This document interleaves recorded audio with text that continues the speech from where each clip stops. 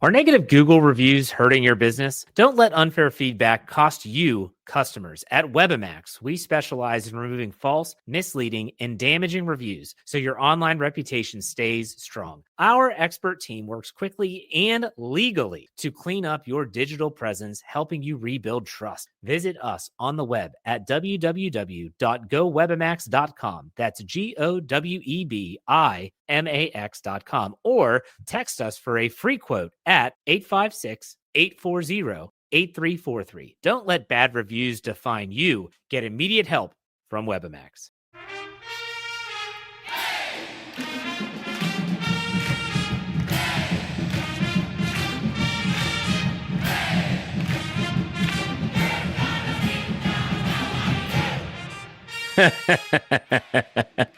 Hey, everybody.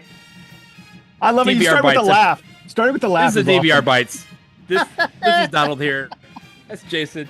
I've been laughing for the last 2 hours, as apparently all of you have. Duke 87-70. The score wasn't that close. We're here to recap just a bit, like we kind of did last week. This game was a lot of fun. Hey, Jason, how'd you enjoy this game? Where'd you watch it, by the way? I watched it in my living room. It was glorious. I had my feet up. I was relaxed the whole time. This is the most relaxing Carolina game I've ever experienced. I mean, like you said, we're here to recap. We're just here to react. We're not really recap it. We're just kind of vibing. We're vibing right now. But I've got 2 words to describe this game, and these are the only 2 words you can use, Donald. Non-competitive. This was. I have a frostier version of that. Belt to ass. That's what that was. I mean, for 37 minutes of this game, it was not close, which I thought was, we talked about, even Brendan Marsh kind of hinted to, like, hey, as much as I'd like to say that Duke's going to win by 20, these games never, they always have some quirky thing that happens that keeps them close. It wasn't the case tonight. I mean, I honestly didn't even think that Carolina played that bad. That's kind of I mean, they hit like 38% of their threes, like they had a really good day for the most part. They could do nothing to stop Duke. I can't overstate that enough. When we do the full recap, I'll talk about it more, but this is going to sound fun. It felt like Duke was playing a high school team. Like we're just so much bigger than them. Like Con can nipple every time he wanted to. Just, oh, we need a bucket. I'll go in the lane on this guy who's 5 inches shorter than me, and I'll score over him. Okay, oh well. If we need a bucket, that's what I'll do. Cooper Flagg was the same way. It was ridiculous. This was non-competitive. I think he was responsible via points or assists for the first 18 points or 19 points that Duke scored. Yeah, it was something like that. Yeah, it was, and again. He was apparently very, very sick. The quote was, quote, very, very sick before this game. And John Shire made a point to say that he was sick. And if this is sick, then God help everybody. I don't play that way when I'm sick. 21 points, 8 rebounds, 7 assists, 3 steals, and 2 blocks. Are you kidding me? Are you kidding me? He was sick. I want him to be this sick the rest of the season. I hope he coughs up a lung the rest of the season if he's going to play like this.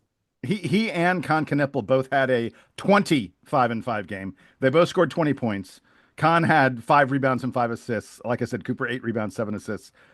Just absurd. Just I expected Carolina to put up more of a fight.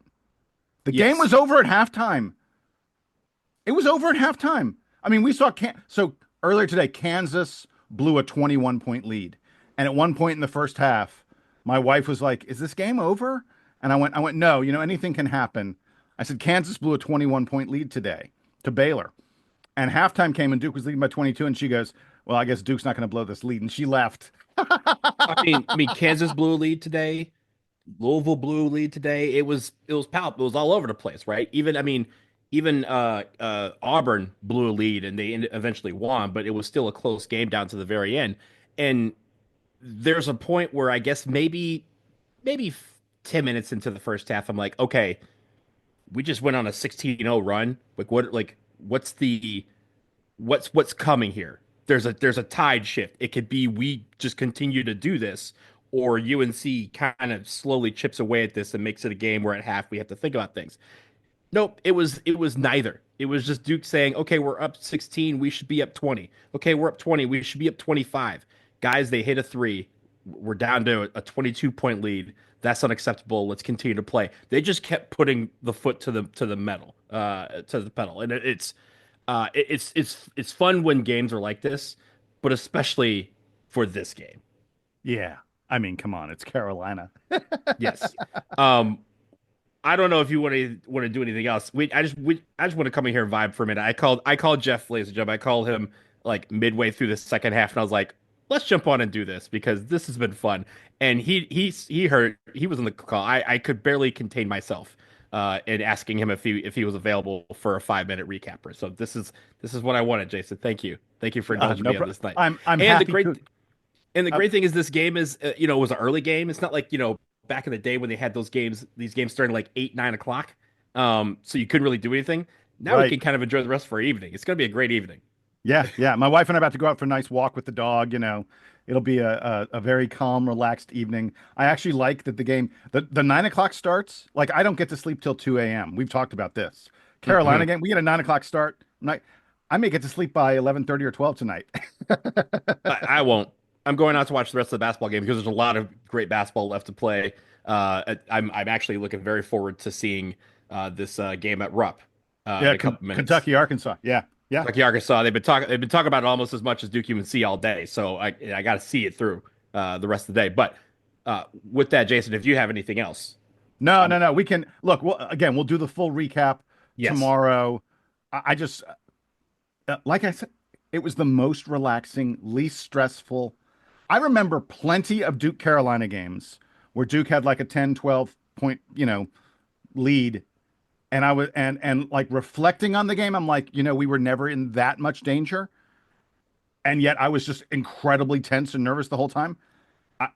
Like from the first 5 minutes or so, when Duke went on that like 12 or 14 or 16 and nothing 16-0 run, yeah. yeah, whatever it was, I was like, okay. And I literally sat back, put my feet up, and relaxed the whole time. I've been watching Duke Carolina games for like close to 50 damn years because I did it when I was with my, because my family, I grew up on this rivalry.